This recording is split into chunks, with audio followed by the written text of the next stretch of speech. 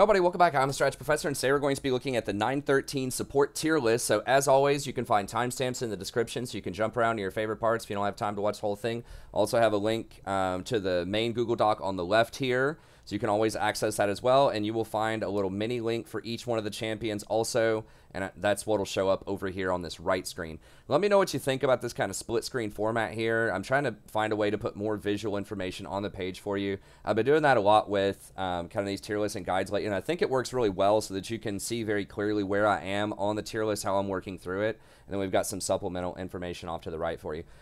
If you click on that Google Doc, you can also access these mini Google Docs that we're going to be going through. And I give a 1 through 5 rating system, 1 being the champion is one of the worst at that particular task, at the role, and 5 being the champion is one of the best. We have lane pressure, which is how well does the champion get priority in the lane. Kill threat is how likely is the champion able to cause kills in the lane. Safety is how safe is the champion, particularly from ganks. Scaling is how well does the champion perform over time. And then reliability is how likely is it that someone can play this champion at a pretty strong level with a reasonable amount of games. So some of that goes into how hard is the champion to play in terms of decisions and mechanics. And then part of it is also how well does the champion fit into the meta right now? Does it complement other champions that your allies might play? Does it counter champions that your enemies might play? So all of that kind of goes into the reliability factor. And then I have recommended runes and recommended items. And if I have an in-depth guide for the champion, then I'll have it linked down at the bottom as well. If you do want to find more guides, I do have a champion guide playlist. You can go through and watch all of those, and also have topical guides like better macro, better micro, all of that stuff on the channel. So be sure to check all that out. And if you enjoy the content, please be sure to like and subscribe. It helps out a ton. It's free. It's easy. It just takes a couple of clicks. So if you do like it, make sure you click that. Okay, let's go ahead and get in here. So I moved Zyra up to number 1 on this patch, and the main reason is I just feel like you just need a lot of pressure right now, and you need to be able to compensate for other people that are going to fail in other lanes. I don't know. Maybe it's just me. I have been on a pretty bad loss streak over the last few days. You know, I dropped down from D4 down to P2. So we'll get it back, but this is my worst loss streak of the season so far, and a lot of it just... I don't know what it is. It feels like there's a lot of stuff out there that's bait-worthy, sort of, where like people are getting baited into playing certain champions that either require a lot of skill and they fail on them, or that just aren't really good. You know, with the whole, like, a lot of the top champions that pros have been playing for a while now are really high mechanical champions that have very low reliability. So if you think of things like Ryze has been very popular, Silas, Akali, Irelia, all of the, and now Kiana, all these champions, it is very highly likely that if someone picks that champion on your team, they're going to fail. So there might be some good champs, but League right now, especially in the solo lanes, is all about super high skill cap, high mechanical type of champs. And I think there are a lot of casual people that are trying to play those champs, people that are either auto-filled in the role or they just don't have experience on that champ and they're just trying something out, YOLO style. And so it just feels really chaotic right now. Games feel very swingy. And a lot of it is because there's this push towards high mechanics. I think that's the best thing that I can really come up with why it feels so so swingy right now. A lot of matchups and a lot of games is because the solo lanes in particular are playing these champs that are very feast or famine. And if you fall behind on something like Ryze, or you fall behind on Kiana or Akali, you're worthless. You know, you don't have a lot of CC, you don't have a lot of stuff that you bring to team fights, really, and you can get busted up by other split pushers as well if you try to go into a lane and split, and you're not tanky, so you can't really initiate fights. That's another thing, is people still aren't playing tanks in a lot of the roles right now. And so that means that, like, the first person who... you know, face checks and gets caught, well, you know, they're going to die instantly and your whole team's going to die. Or just the first person who gets hit by a piece of CC is going to die because you don't have anyone to soak that kind of stuff. So that's what I think is going on in the meta, and if that's what is going on in the meta, then you have to absolutely slam bottom lane because you need to take those tower plates, you need to get really far ahead, and you have to be able to carry, like, your mid or your top or possibly both of them if they end up in one of those kind of matchups where they don't know what they're doing, which seems to be very likely right now. So maybe that's not statistically true, but that's just my personal experience, is it feels a lot more chaotic lately, and I think that's the reason why. Is it's not always like that in pros. Sometimes there are champions that are, like, reasonable mechanics that are pretty good that people will play, right? You know, sometimes you see like an Orianna meta or a Talia meta, or, you know, a Zoe meta. Like, these champions aren't super easy to play, but I think they're easier than things like Ryze and Akali to be successful on. So, anyways, so Zyra. Why is Zyra the queen of early game pressure? Well, there's a couple reasons for this, and I prefer Zyra to Brand. I get asked on stream a lot, okay, well, why not just play Brand if you're playing Zyra? They're basically the same thing. They're not, though. They're very different. So there's a couple of key differences here. You can still win on Brand if you want to win on Brand, but I think that virtually any situation where I would want Brand, I'm going to take Zyra over Brand for a few reasons. Number one, if we start off just looking at her stats right now, she has 13 mana regen per 5. Okay, Brand's going to have like 8, I think. So she has an unusually large amount of base mana, which is pretty crazy. So that means that you can cast your spells really often without running out of mana, and you don't have to get a mana item. So you don't have to get something like a Luden's on her. You can get an early Fairy Charm, and that's very, very effective because you have 13 base mana. You know, if you get a Fairy Charm on her, it's going to be 25% extra mana. It's going to give you like 4 extra mana and change. Whereas if you get a Fairy Charm on someone like Brand, you're only going to get you know, like 2 mana and change, right? Or I guess about 2 mana flat, right? It's 25% of 8 is 4. Math is fun. But yeah, so she's getting like double the mana efficiency, or like pretty close to it. So she has a lot of base mana early. She has long range. She has 575 auto range. And this may not seem like a lot, but it really does add up in the laning phase. It allows you to land more auto attacks against people much more often than a 550 range auto attack champion, which is most range supports. So, you know, it doesn't seem like a lot, but even if you only sneak in like maybe 3 more auto attacks during the laning phase, that's like an extra, you know, 100 and, you know, between 100 to 150 damage on the enemy. And that also triggers, I guess it lowers the cooldown on your Comet that you take. It doesn't trigger Comet. Would trigger Airy, but don't take Airy on her. It does trigger Frostfang, though. So your auto attacks do add up. She has long auto range. She has high mana regen. She has high movement speed for a mage. 340 is a lot. I don't remember Brands offhand, but I'm pretty sure that it's not 340. But that's really high movement speed. I mean, a lot of 80 carries only have 325. I think Nami has like 335. So 340 movement range is pretty big. So she just has really nice base stats in general for like an AP mage bottom.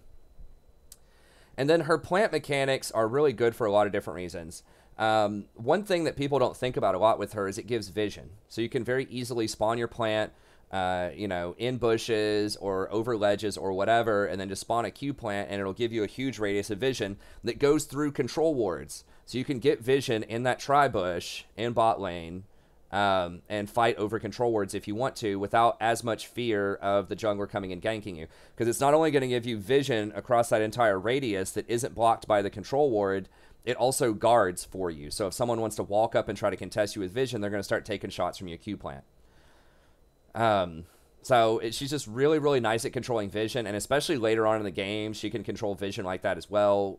If you max your plant second, which is what I recommend, they get to be a pretty reasonable cooldown where you can use 1 to check the vision, and then if a fight breaks out in the next 5 seconds or so, you're going to get the plant back pretty quickly. So for a mage, that's great because a lot of champions don't have really good ways to check bushes, especially mages.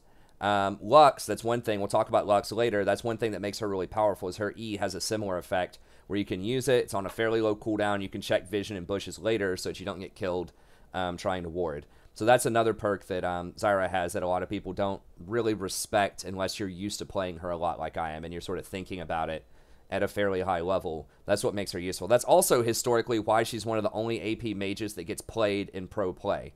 Right? Lux has been recently, but if you look at the history of League of Legends, there are not many AP mages that have been played bottom, and she is one of the only ones that gets played bottom, and a big part of it are these things that I'm talking about. Her ranges, her mana, and the plants, especially the vision on the plants later is really nice. Another perk of the plants is they add a whole lot of reliability to your poke in the laning phase. So if you hit your Q with a plant on them, it's going to do a lot of damage. It's not only going to do the Q damage, but they're going to take 2 plant shots. But even if you miss the Q, there's still a chance that the plant might still hit the enemy. So if it's like open field, you throw your Q, there's not a lot of other minions around, you still might get a couple of shots off on your plant even if you miss the Q. And that adds up. I mean, yeah, you missed your Q, but if you get like 2 plant shots in there at level 5 or something like that, that's still going to do 76 damage. It's going to trigger Comet, and it's going to trigger Frostfang. So you could still do like 90 damage even though you missed the skill shot on the Q. So that's really, really nice. Or if you just barely miss your Grasping Root, but you spawn your plants on top of them, it still might pop up, and with the slow plant, hit them a couple of times and still keep them steady for you to ult and potentially kill them. So there might be some times where you just miss the root, or they flash it or dodge it or whatever. They still get hit by the slow plant, and you can still do some damage to them. So that's really nice. And remember, all of this goes through minions. Every single ability that she has goes through minions. So you don't have to worry about lining up shots. And that allows you to hide behind your minions to block their shots. So if you're this makes her good against things like Pyke and Blitzcrank for an AP mage or Nautilus, whereas other types of mages like Brand would be weaker to this, because Brand has to have open field in order to get his full combo, right? You can't throw the Q through minions. So if you want the really good combo on Brand, you know, you've got to hit him with the W, and then you have to like get open field, hit him with the Q, and then hit him with the E. I mean, you can go super risky and try to just go up and E him, but it's really close range. Anyways. So yeah, they always have to respect you. You can hit them anytime, anywhere with a Q or an E, and you can hide from their skill shots as well. So it's really good offensively, and it's really good defensively in the laning phase. That extra auto attack range is also great for just getting some autos on the tower safely, right? You just get a couple autos in there, trigger your Frostfang, chip it down a little bit, generate some gold. She stacks Frostfang typically pretty fast too, because even if you miss the skill shot, once again, the Q plants can still help you stack up that Frostfang.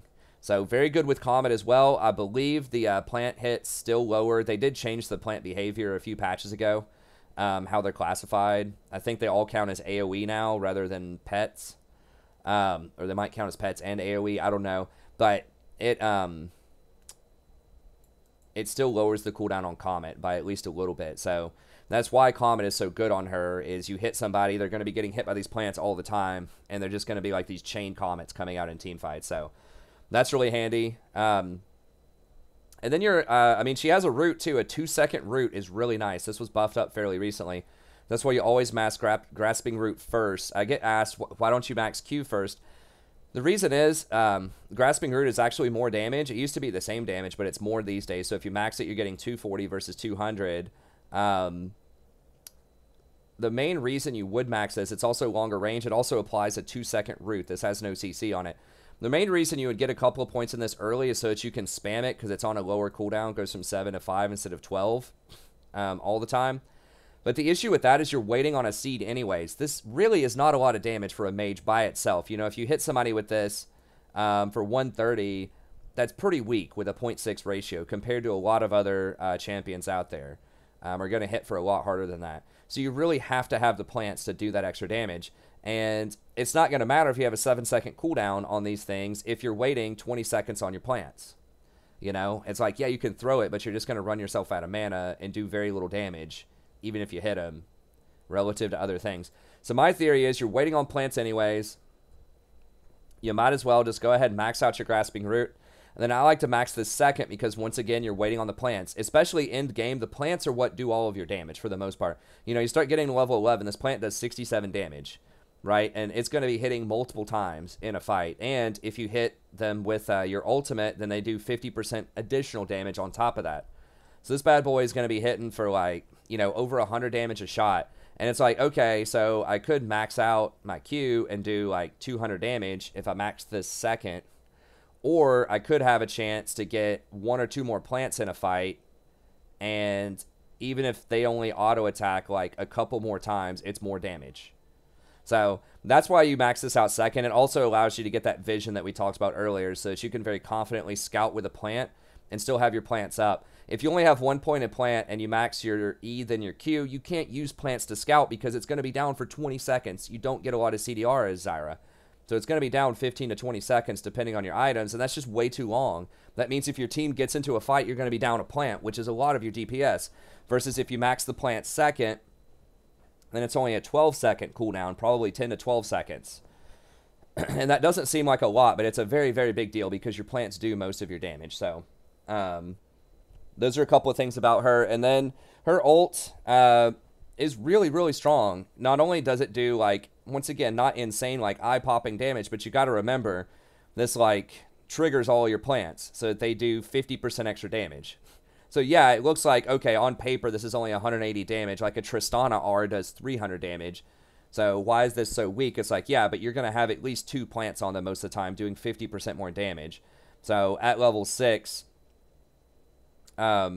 you know, these plants are going to be hitting for, what, 43 each? Now, they do reduce damage if multiple plants hit people, so like 90 total damage, right? But if they are hitting and doing 50% more damage, that's going to be somewhere around, you know, let's just say if you're doing 90 damage on a hit or whatever, like maybe 50 extra damage your plants are going to be doing per volley, right? And so, yeah, it's 180, but then if your plants hit them like 3 times, which is likely, doing 50 extra damage per hit, then that ends up becoming 330, right? Now, that looks like a good number at level 6, right? A 330 damage ult. So, there's a little bit to think about there. It also has a huge radius, so it's very likely you're going to be able to knock up at least one person, if not multiple people in fights. So, it's got really high damage on it and really high CC. It's good against single target with the plants, but it can also be pretty good against multiple targets as well. So, all of this combines to make Zyra very formidable. She's really, really good at laning. She has those long ranges. She can attack through the minion wave. She can use her minion wave defensively. She has really good vision control. She can fight over bushes and make sure that you're going to be the one with the superior vision. She can delete people by herself with her ult. She has really good scaling into team fights.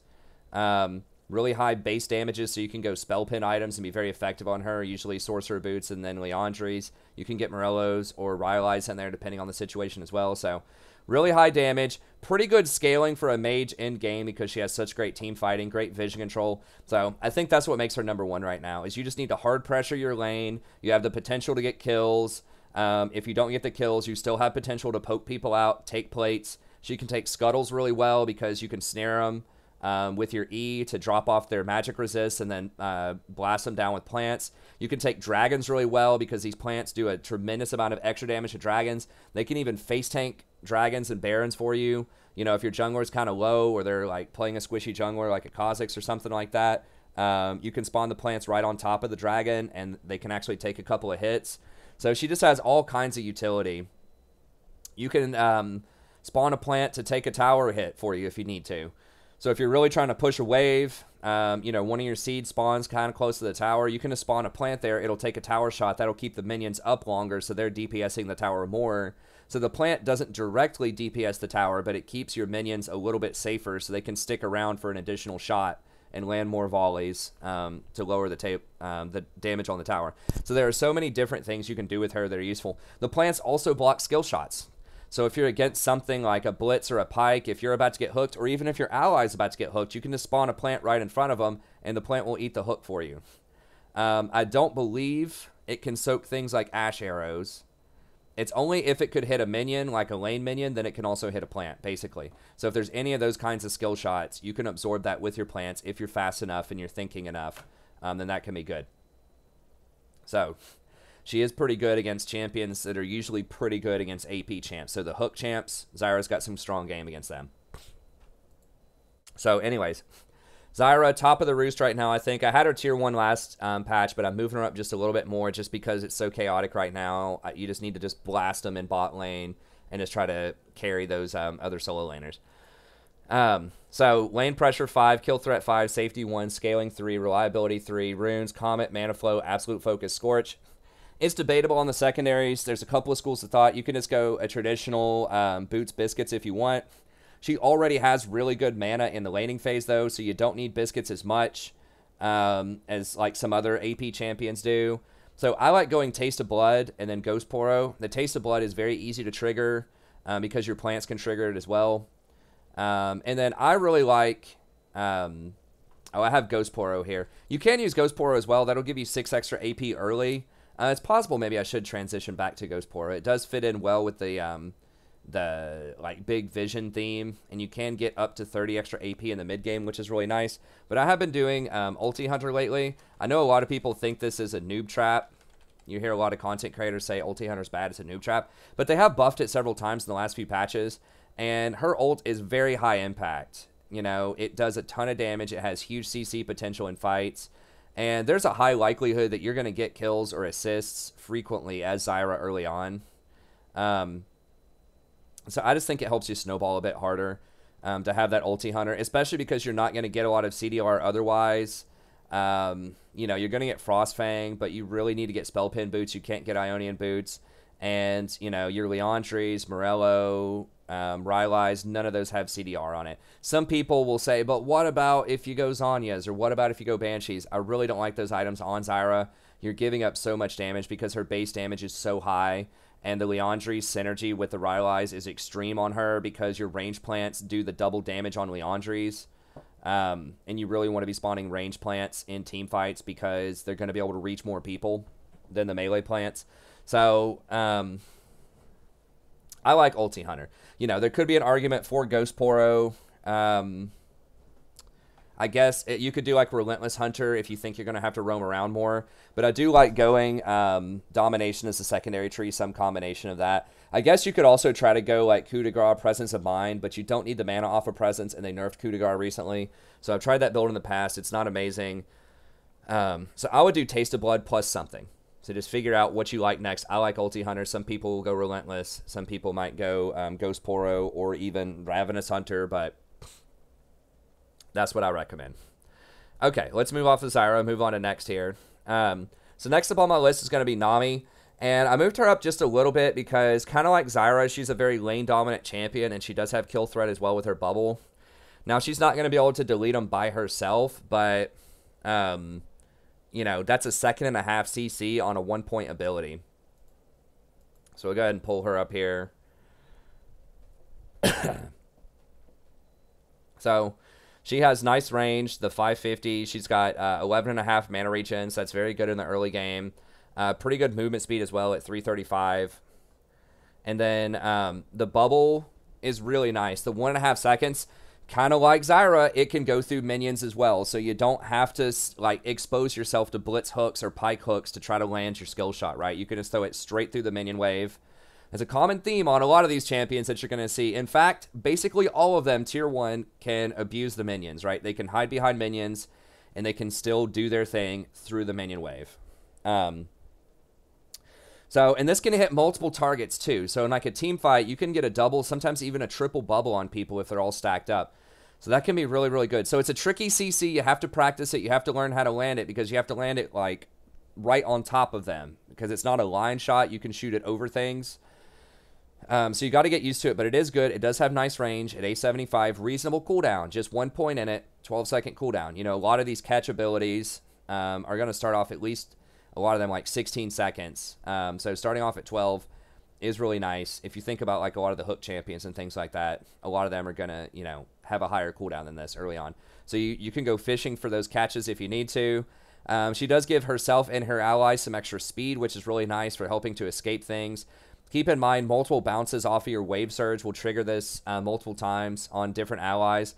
And your tidal wave, people forget this too. If you throw your tidal wave through your own team and then it hits the enemy team, it gives everybody a huge amount of extra speed.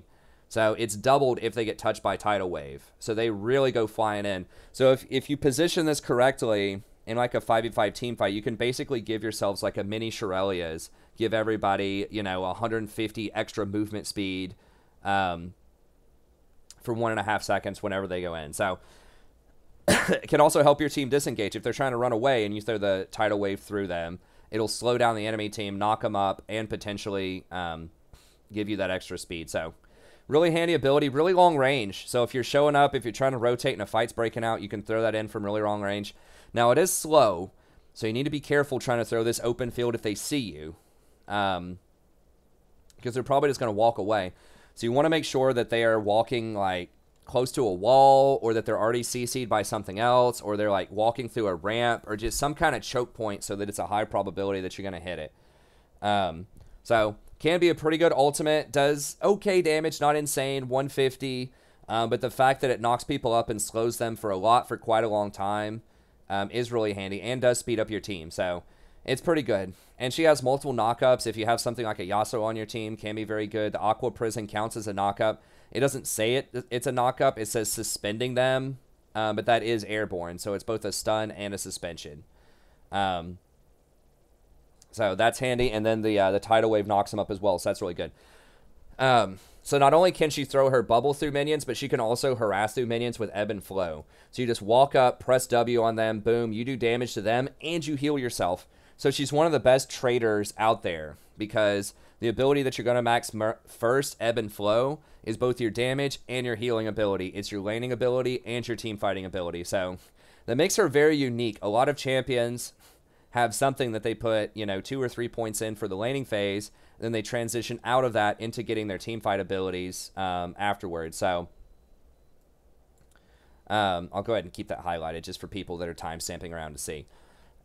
So I think that makes her very unique in the fact that she has just tremendous trading early on in the lane. And that's also going to trigger Airy, it's going to trigger Scorch, it's going to trigger Frostfang. So it adds up. It's a lot of damage in the early game. I mean, look at this. It's point click, does 150 damage in the early game, which is really, really nice, especially considering once you get the Scorch and the Airy on top of that, it's about 200 damage.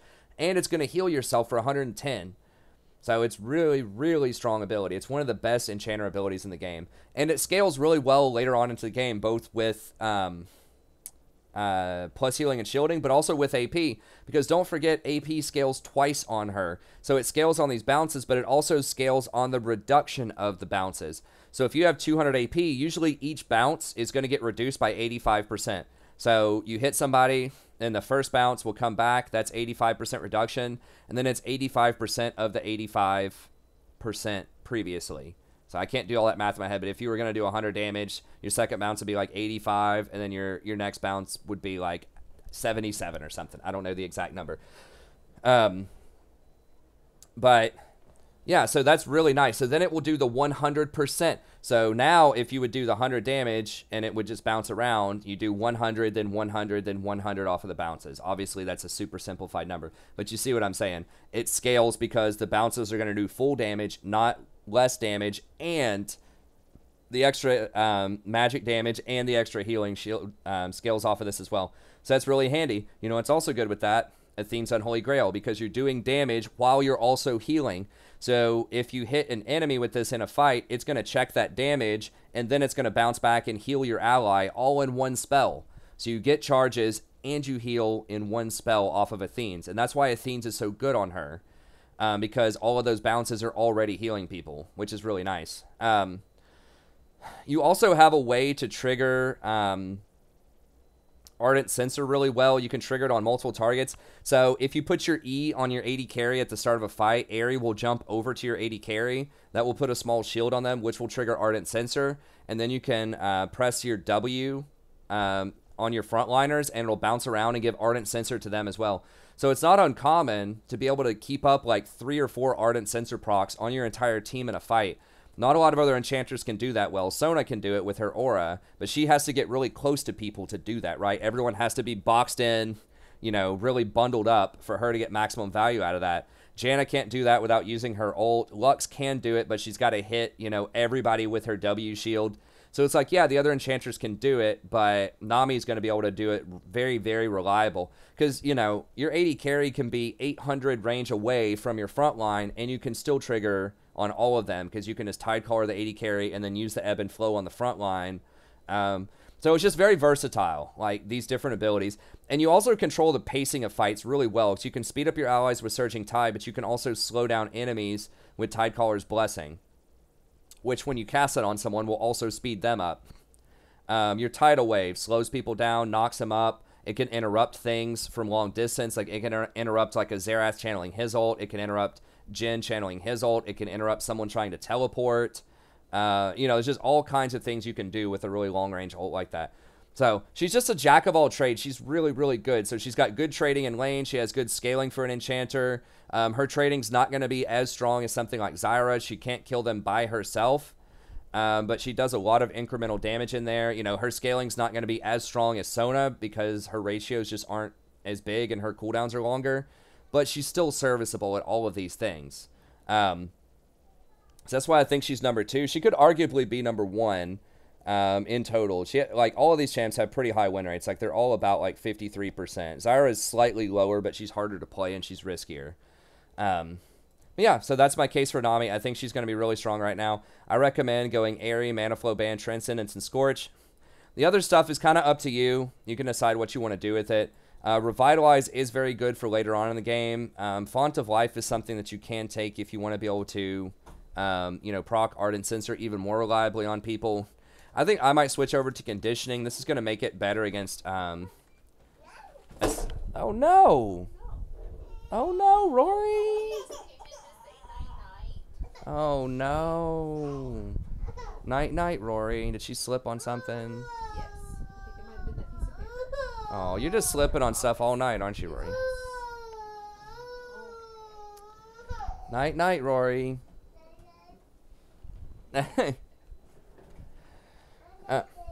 Night.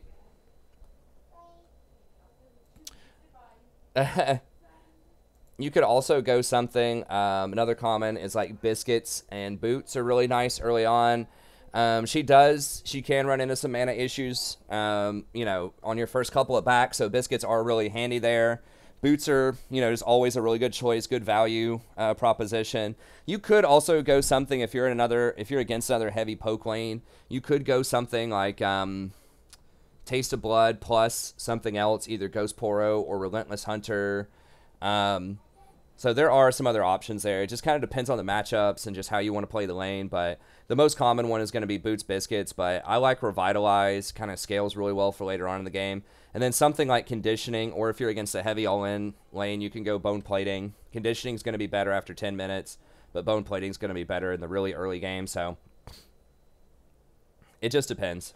Then Ionian Boots I recommend now because I like Transcendence over Absolute Focus. I did like Absolute a lot in the past, but, you know, getting that extra 10% early and then getting the 20 extra AP later off of Transcendence, because you're going to get it. If you get Ionian Boots later, you're going to get the, because everything has CDR on it. So just getting that extra AP, the 20, sometimes even 40 extra AP later on in the game, can be a really, really good value proposition. I mean, if you're getting 40 AP off of Transcendence, if you just have a lot of CDR that would otherwise be wasted, then that's going to be worth over 800 golds. That's a really, really valuable rune in the late game. So obviously doesn't do anything super early. So if you're in a comp where you just need to completely smash them early game, you know, you could go for Absolute Focus instead, and then something like I say, you could go like I don't know, Taste of Blood, Ghost Poro, something like that. But yeah, that's going to be Nami. Still going to be really strong. Oh, that's Yuumi. Okay, I had the... My bad. I accidentally clicked on Yuumi's thing there. Okay, so with Yuumi, you do want Font of Life. Actually, we'll switch it out, Yuumi. I've tried out the damage build. And I still like the damage build even after the nerfs. Presence of Mind and Cut Down. Sorry, so I was clicking on the Yuumi thing there. Similar profile. Sort of in lane. So with her, you want Airy, Mana Flow, Transcendence, Scorch, and then Footwear Biscuits. But you can also, if you want to, go for the Conditioning, Revitalize. Okay, but since we already talked about Nami, or Yuumi, let's go ahead and move on to Yuumi here. Okay, so Yuumi. Yuumi is going to be a champion that is very polarizing. She has a low win rate, so it's going to look kind of goofy to have her high on a tier list, but yet almost every tier list is going to have her high up there. And the reason is, like, a good Yuumi player can totally take over, and she doesn't have, like, very difficult mechanics, so it's just decisions. So champions like Rise, champions like Akali that I was critiquing earlier, they have tough decisions and pretty challenging mechanics at times to keep up with. Yuumi's mechanics are not hard, I don't think. It's just her decisions, right? It's just like when you jump onto people, when you jump off to try to get that extra shield, you know, who are you going to jump around to and heal in a fight? It's a lot of decisions, and that's why she's got a low win rate. But once you get used to her, then I think that she can be very strong. So the thing that makes Yuumi really strong is just her consistency in the laning phase with her poke, right? This Q, once you get used to it, is very, very reliable. You should be hitting like at least 75% of these Qs, and they do quite a bit of damage. You know, it's almost always going to be empowered, so at level 3, it's 150, kind of like Nami. But the range on it is 1150. So it's really, really far back. And people can't hit you back. You know, you're just going to be sitting on your 80 carry most of the time. And you can jump off and bop and block to get a shield if you need to. But you just fire around that minion wave. It's going to do the 150. it applies a slow, so it's highly likely you're going to be able to hit Comet. And then it's also going to apply Scorch, and it's going to apply Cut Down as well, Cut Down damage. So it adds a ton of extra damage to the laning phase. So I think it's really, really powerful. So that makes her good in the lane. It also scales pretty well into late game. It does up to 285 damage for a poke champion later on. Not only is that good damage, but that also fills up your Athenes, so that you're going to have a lot better healing as you level up. You and me, I mean, the attachment's nice. You never put any points in this. They did nerf this recently, but it doesn't matter. Most games are going to close out, you know, when you're probably around level 13 or 14 maybe. So the you and me scaling is really not going to matter, so you just always put 1 point in that. The cooldown does matter, but that's based on your level. So you just want to get to level 11, and then you can jump around whenever you want. Zoomies is what you max next. Now, this is really helpful because it adds a speed as well. Like, this speed is something that you may not immediately appreciate unless you play a lot of Yuumi.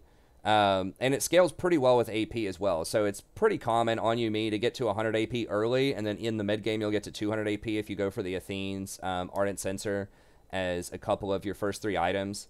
So that can be really handy. And the heal is deceptive because it looks like it doesn't heal for that much. But remember that you can burst heal this and that it scales with plus healing and shielding early on. So you can get people up quite a bit with the healing. And it also applies Athenes as well. So it's just really nice. It allows you to speed your AD carry out of situations. So it makes it surprisingly difficult to gank her because you can use the zoomies to speed people out. You can use the Q to slow people down. And then you can turn around and distract them and do some damage yourself by jumping off, bop and blocking, getting a shield. Then if they try to focus you out, you can jump back with the Yuumi, with the W. Then once you have your ultimate, you also have that peel. It's got a huge hitbox on it. It stuns people, or roots them rather, for 1.75 seconds, which is an eternity. So she has a lot of really good tools. It seems like when I first saw her come out, I'm like, okay, well, she's not going to have enough peel. You know, if someone hard engages on her with like a Nautilus or a Pyke or a Thresh or something like that, it's bad if they engage on the AD carry. And it still is not great, but you have way more tools than it seems like once you get used to it, you know, because you can cast your ult. That's going to buy you some serious time. You can spam the zoomies. That's going to add burst healing, and it's going to give you some more time. Then once you create a little bit of space, you can hit them with the Q as well. And you can bop and block to give out a pretty big shield. So she has quite a few tools in her kit to make somebody safe on that backline. So I think she's really good. Good poke, pretty good scaling later on in the game. Awesome team fight presence with your R. You know, one of her weaknesses are just going to be that she can't roam very well because she's really slow and needs to be attached to people. I do like going Ionian boots on her. I know there's a lot of people that just won't get the boots, but I like it. You're going to have 2 combat summoners as well, usually Ignite plus Heal or Ignite plus Exhaust. And so having those up in fights gives you a huge edge. It allows you to engage and try to fight more. Obviously, you're not going to be engaging yourself a lot, but it allows your team to engage and win more fights. So that's really handy. And then the gives you the CDR early, which is great because you have a huge impact ultimate. And your zoomies have a pretty long cooldown early, so you do want the CDR on them as fast as possible, and then it transitions later on, like we talked about earlier. When you take Transcendence, it turns into AP, which is pretty good on her. So I think she's great. A little bit weak on the roaming. Doesn't have a ton of all-in pressure early, but you can certainly put out a lot of poke early and make sure that your AD carry is successful. And you can play around a lot of other popular champions right now. You know, putting a Yuumi on a Hecarim is really strong for that extra movement speed. Yuumi on anything invisible. You know, it can be Twitch, Rengar, trying to think of what else would be, like Eve, all kinds of things that can go invisible. She goes invisible too whenever they do.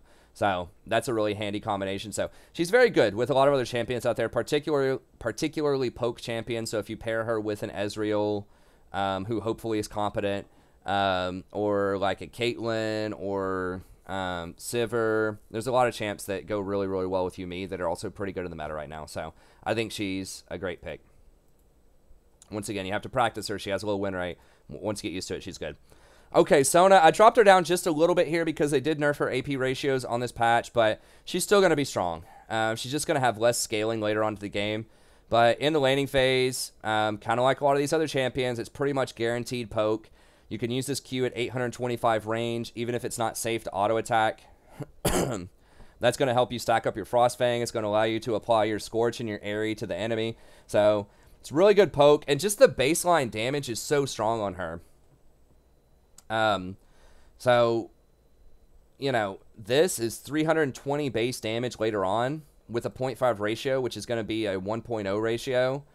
I think the only thing they nerfed was her bonus damage here. I think it used to be a 0.3 and now it's a 0.2. So this only matters in like big team fights where you're going to be hitting multiple people with this stuff and you have a lot of AP. So yeah, if you have 200 AP and you're hitting, you know, 5 people with this, that's going to take off, what, if you're losing 10 per, so that's 20. So you're going to be losing 100 damage every time you do this. Hey, thanks for the sub, Rich. I really appreciate it. So like later on, yeah, it's going to matter some, but it's still going to be really good in the early game. So she has great poke, great harassment, and then she scales really well with her W later on. They did lower the movement speed on her, I believe, a little bit, the scaling, so she's not going to be able to rotate around the map with her team as fast, but once again, it's still going to be fine. Huge numbers on this. I've done this number. I do it every tier list. I'm not going to go through all the math here, but basically if you max this out, and you have reasonable items in the mid game, it's very easy in team fights to surpass 1,000 effective healing and shielding in a fight. So, and that doesn't even include like the scaling with armor and magic resist and how that works. So, I mean, if you don't know how that works, like if you've ever wondered why are heals and shields so strong in the game, it's because they scale with armor and magic resist. There are some games where shields, you know, just take basically what we would call true damage in League of Legends, right? But in League of Legends, shields benefit from armor and magic resist. So if you shield somebody who has 100 armor, you give them a 100 shield, it's going to take 200 damage to break that 100 shield because the 100 armor is going to reduce incoming physical damage by 50%. So that's why it's so, like, shielding and healing champions are so good on tanks, especially like a Sejuani on your team. Or even things that might get some armor down the line. Like, I don't know, I was thinking of like a Lee Sin, but like a Nunu as well. Just like all kinds of things that are eventually going to build some armor. The plus healing and shielding is very, very strong. So, but it's still good even if they don't have a ton of tanks on their team. Tanks are nice because they can protect her and because there's really good shielding and healing, but her numbers are so high that it just doesn't matter. I mean, when you're talking about giving your team an extra 1,000 healing and shielding on a basic ability that's going to have like a 3-second cooldown after CDR plus her ultimate, which just randomly gives you like usually 10 or 25% extra CDR on your main abilities, I think they should take this off of her. Why does it have that? This is strong enough. Like an AoE ability that does respectable damage and stuns everybody for 1.5 seconds with reasonable range, that's good enough. Like, you don't need this. But anyways, it's too much. Like 3 or 4. So basically, if the fight goes for like 4 seconds and she gets off 2 Aria of Perseverance, 1, and then it goes on cooldown, then you get your second one, the fight's over. You know, if you have your Athenes plus Ardent Censor or Redemption mixed in there, it's over because you just gave your team 2,000 health. And then the Redemption's going to hit, and it's going to give them like another, you know, 2,000 health. So, you know, if you don't kill them in the first 4 seconds, their whole team just got like 4,000 extra health, which is pretty much like they have an extra team member, right? Like an extra Cho'Gath with full items on their team. So she just hands out an insane amount of stats. She has really good trading in the early game. She is susceptible to all ends. You know, if she gets hooked by Blitz or Nautilus, Thresh, things like that, she is going to die. So she is vulnerable, but she has really nice poke and the best scaling in the game of any support and possibly any champion in team fights at least. So still going to be a very strong champ. So I recommend Airy, Mana Flow, Absolute Focus, and Scorch. You can take this over to Transcendence, but you're already going to have really low cooldown on most of your abilities, and you do heal yourself with your W. So you should be able to stay above 70% health, and the AP scaling is so through the roof insane on her Q and her W that I still like Absolute Focus. Transcendence, still viable, but I would prefer Absolute, and then just Conditioning and Revitalize. If they have a really strong all-in lane, you can go Bone Plating instead, but Conditioning is going to give you that extra bit of tankiness later on in the game that I think could be pretty useful. Now, you can actually take something like Barrier on her as well, or Exhaust. Ignite is good for getting kills in the lane, but if you just stay alive in the fight, you're going to dominate. So I think Barrier is perfectly legit if they have something like an Assassin, like a Zed or something on their team. Can be very good. You can also take Ninja Tabby or Mercury Treads if you need to.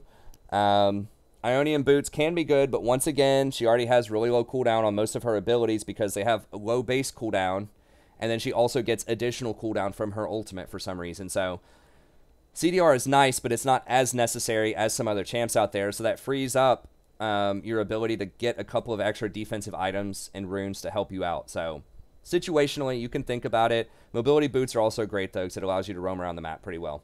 So you pretty much always want Athene's first. It's just so insane with her trading and how much damage she puts out and how fast she can apply it to everybody with her shield.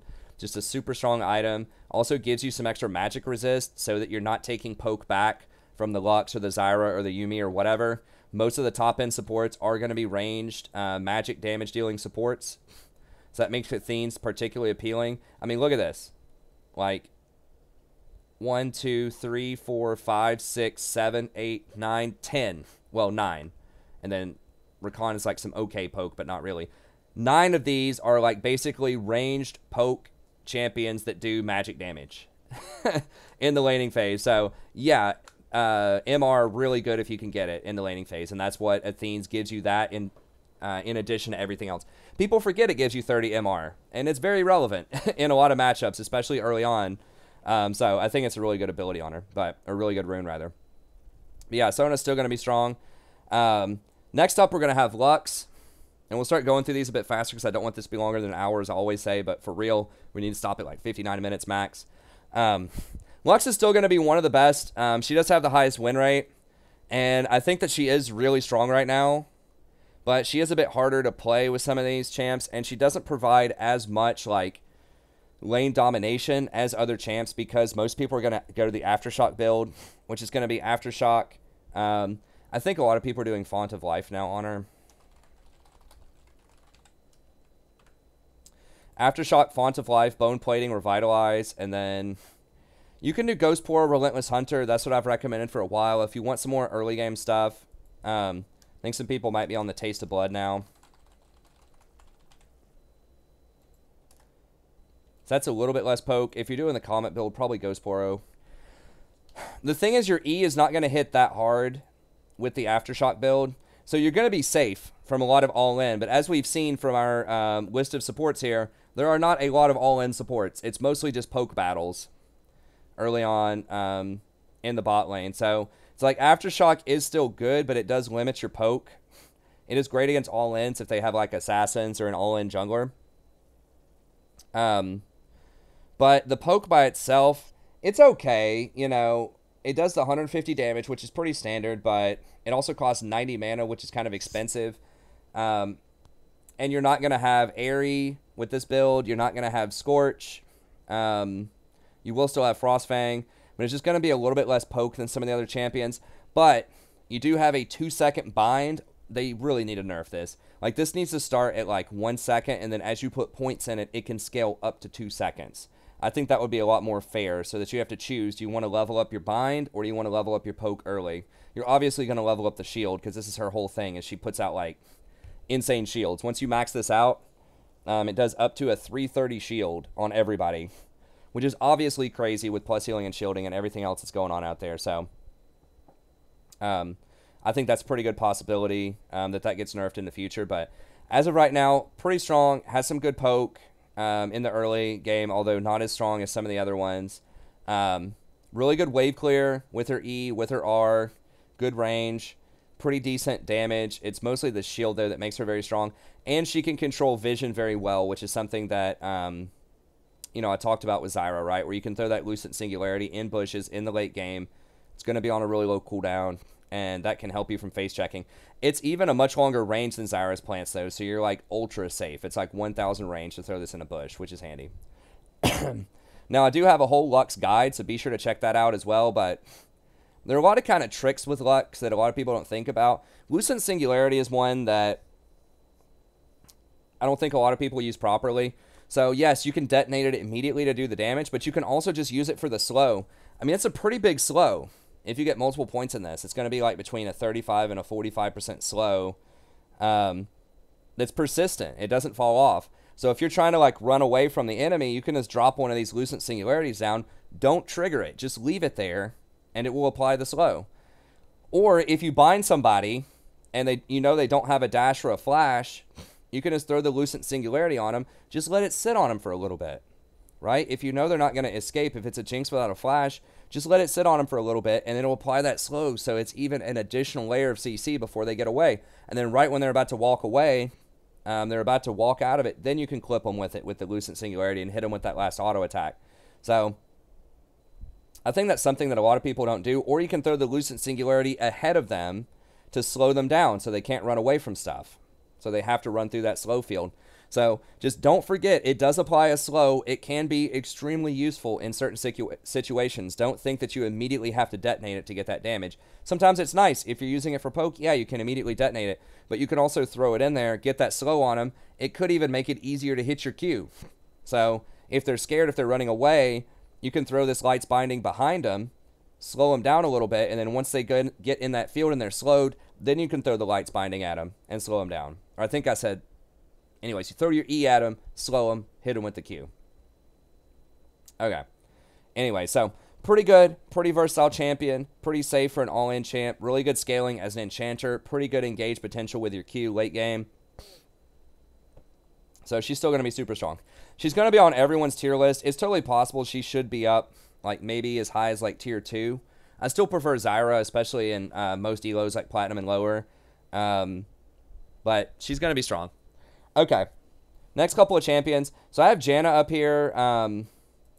I do think that Janna is rising in priority. She did get some buffs a couple of patches ago to where her shield comes up much more often in team fights by hitting people with your W and your Q in fights.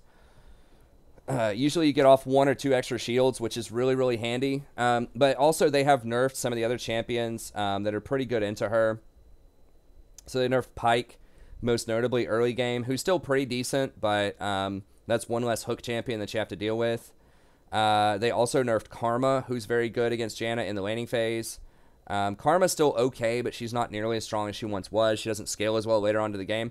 And she's really good against a lot of these kind of just clown free-for-alls that are going on, right? You've just got your Akali's, your Silas's, your Kiana's, your Zeds, your Talons, all this stuff running around. She's going to have pretty decent game against them because she can peel them back. So whenever they want to try to engage... You can knock them. You can shield somebody, knock them back with your R. That's going to lower the cooldown on your shield. They try to run at you again. You can tornado them, W them. Your E's going to be off cooldown. Shield them again. So you just have so many tools to help you out against some of these all-in champs. And I think she's really good with AD carries that don't have a lot of peel, most notably Jinx, who is still very strong and is very popular. And Jinx is going to go up a little bit on this patch as well because they nerfed Sivir. Now, Sivir is still popular, but you are seeing more things like Jinx, like Caitlyn, who don't have a ton of self-peel, who are going to need you to help them out. Or Twitch, for example, is very popular. I mean, if you look at the top 80 carries right now, a lot of them are going to be these fairly immobile champions, right? Your Jinx, your Twitch, your Ashe, statistically a top champion, Draven, all of this stuff. So having that Janna peel is nice. And then anyone with a crit is really good. People underestimate just how much effective damage Janna gives, okay? Because it looks like she doesn't do anything. And on the stat sheet, it's going to look like she doesn't do a lot of damage. But people forget about this right here. Okay, and I talk about this a lot in my Janna guide on the channel. But 40 extra AD is tremendous, especially right now in this meta where Ardent Censer and Athenes are both very popular. It's very easy for you to get over 100 AP to give an extra 10 AD. So if you're thinking like 50 bonus AD on somebody, that can crit. So if someone has an Infinity Edge, then if they crit with that, it's 100 extra damage. So when you shield your AD carry in the late game, if they have... you know, the Infinity Edge, and they have, like, I don't know, a 50% chance to crit. I don't know if I can do all that math in my head right now, but basically, you're going to have a 50% chance to do 100 damage, and 100, well, you has 50, then that's going to crit, do 100, and it does an extra 25%, so you're going to do somewhere between 125 and 50 extra damage per auto attack. and if you have 50% crit, we'll just call it like 90 to 100 extra damage. Let's just call it 100. Okay, well, not that. Let's call it 75.